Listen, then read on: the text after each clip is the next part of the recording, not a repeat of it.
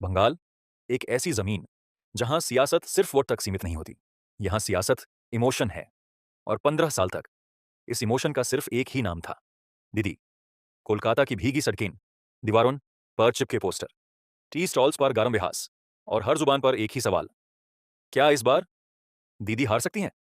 TV studios में चीखते एंकरस, breaking news की लाल पट्टी, और बंगाल धीरे धीरे एक पॉलिटिकल वोल्केनो बन रहा था। एक महिला जिन्होंने 34 साल पुरानी सरकार गिरा दी, जो सड़कों से उठी और बंगाल की सबसे पावरफुल नेता बन गई।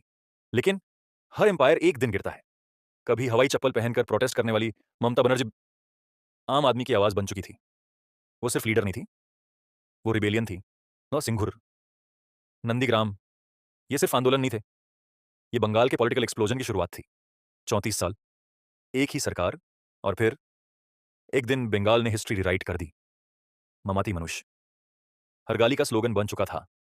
2021 में पूरा देश बंगाल को देख रहा था, गुआतिया, और एक आवाज हर रैली में गूंज रही थी, खेल होगा, लेकिन सबसे डेंजरस दुश्मन अंदर से निकलता है। और इस कहानी में वो नाम था सुवेंदु अधिकारी, जो कल तक दीदी के साथ स्टेज शेयर करता था, आज उनके खिलाफ जंग लड़ रहा था।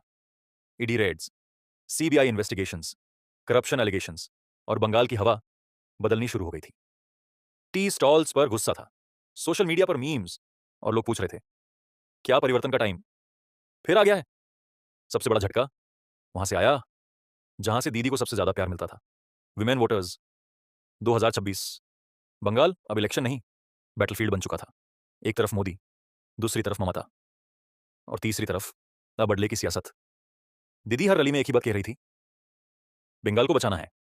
लेकिन इस बार बंगाल सुन तो रहा था, पर शायद मान नहीं रहा था। सुबह होने से पहले ही पोलिंग बूथ्स के बाहर लाइन लग चुकी थी।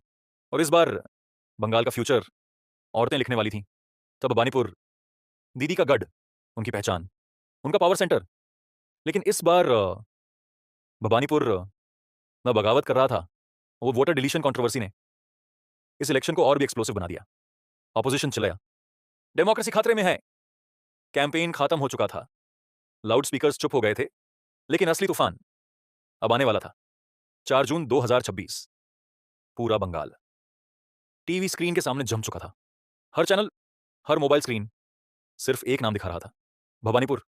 और फिर वो हुआ जिसकी किसी ने कल्पना नहीं की थी। ममता बनर्जी पीछे चल रही थी, और कुछ ही देर बाद बंगाल की सियासत का सबसे बड़ा पॉलिटिकल अपसेट हिस्ट्री बन गया। सुवेंदु अधिकारी जीत चुके थे। सिर्फ एक सीट नहीं हारी थी, एक पूरी पॉलिटिकल मशीन टूट चुकी थी। 22 मंत्री एक ही रात में साफ हो